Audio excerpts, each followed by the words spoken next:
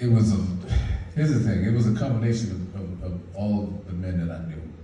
Starting with my grandfather, and then my father, and what they was passing on to each other, that I decided I didn't want to be that guy, you know what I mean? Because I became a father of two young boys, and now men. And I felt that if I didn't break that, what people call the generational curse of trauma, of being passed down, of, okay, you got to treat your kid the way that I was treated, you know what I mean? I felt that I was going to do an injustice to my sons, to take away that one thing that we try to sometimes say to black men, you're too sensitive. I wanted my sons to be sensitive, you know what I mean? I wanted them to be in tune with who they are as people.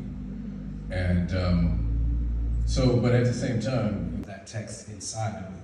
So the reason that scene works the way that it works is because we were able to watch it build the entire time. It wasn't something that was just gonna happen. We had to wait for you and Andre to get to the place where you needed to get to. And so normally, oftentimes shooting these kind of things, you shoot a little bit, you cut, somebody yells line or something like that. And so you lose that momentum, you lose that energy. We never lost that. You guys were locked in, you stayed locked in. So what you see when I'm cutting away from things in that film, in that part, it's not because oh, something went wrong. I'm just giving us a different angle, a different perspective on what was happening in that space. But most of the time for that shot, we basically just took that shot. It was one thing. Hollywood doesn't make movies like this. Right. Hollywood is not used to us being seen on the screen like this. So we gotta be 5 and 6 places telling people that y'all need to go see this film. So my brother over here was handling it over there. John was handling it over here, and I was handling it someplace else because that's just the way that it has to go. If we don't show up to the theaters, they are going to keep showing us the same kind of buffoonery over and over and over again.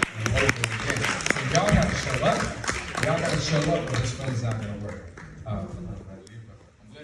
Yeah, man. You two are both making me look bad over here, so I feel like I wasn't invited to the party. Oh, okay. We'll get you to the next one. Okay. Okay. No, I'm so sorry I was losing the portal once you kind of go into that space. And in a movie like this, we only had 26 days to do it. And so once we, you do so much work to get into the character and to get into the right headspace that coming out of it don't feel right. Not until the work is done. So in this case, we got in it, stayed in it, and it did take some time to metabolize some of those feelings afterwards. What about you, Joe?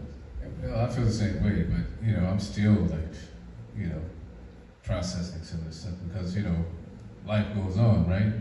You may go home and still have some things that you still got to work. Yeah, I mean, I definitely related to a lot of different parts of it. First of all, being an artist, we discovered through the process of learning how to paint that there's a lot of similarities between like what I do and what Titus does. That's certainly true. I think the relationship I had with my father was very, very different in that when I got the script, since we family, when I got the script, it was actually during a time when my father was actually he was battling cancer, late stage cancer, and I remember our first conversation. I was on the back patio after having just been inside with him, going through it, and we had a wonderful relationship, my dad and I, and yet there were some things that we hadn't said to one another.